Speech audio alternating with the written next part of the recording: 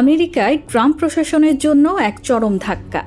বাতিল হয়ে গেল বাংলাদেশ সহ বিশ্বের ৭৫টি দেশের নাগরিকদের ওপর চাপানো বিতর্কিত অভিবাসী ভিসা নিষেধাজ্ঞা। মার্কিন ফেডারেল আদালতের এক ঐতিহাসিক রায়ে ট্রাম্প সরকারের বহুল আলোচিত এই কঠোর সিদ্ধান্তকে সম্পূর্ণ বেআইনি এবং নিয়ম বহির্ভূত ঘোষণা করা হয়েছে। আর আদালতের এই রায়ে স্বস্তি ফিরেছে লাখো অভিবাসী ও তাদের পরিবারের মাঝে। গতকাল ম্যানহাটনের ডিস্ট্রিক্ট কোর্টের বিচক্ষণ বিচারক জ্যানেট ভার্গাস এই যুগান্তকারী রায় প্রদান করেন।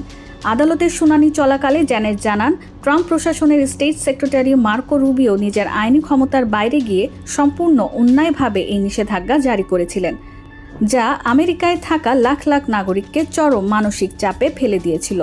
তিনি আরও বলেন, ১৯৬৫ সালের মার্কিন অভিবাসন আইন লঙ্ঘন করে কেবল জাতীয়তার উপর ভিত্তি করে একটি নির্দিষ্ট জনগোষ্ঠীর দরজা বন্ধ করে দেওয়া সম্পূর্ণ বেআইনি।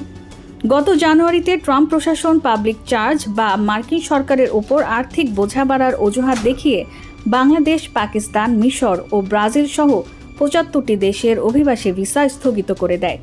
এর ফলে বিশ্বজুড়ে প্রায় ৪০% ভিসা প্রক্রিয়া সরাসরি আটকে যায়।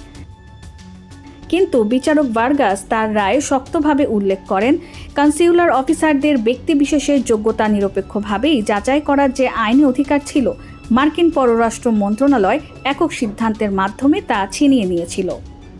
মানবাধিকার সংস্থা আফ্রিকান কমিউনিটিজ টুগেদারের প্রতিনিধি ডায়না কোনাটে আদালতের এই সিদ্ধান্তকে স্বাগত জানিয়ে বলেন, এটি স্রেফ রাজনৈতিক সিদ্ধান্তের বিরুদ্ধে আইনের শাসনের এক ঐতিহাসিক জয়।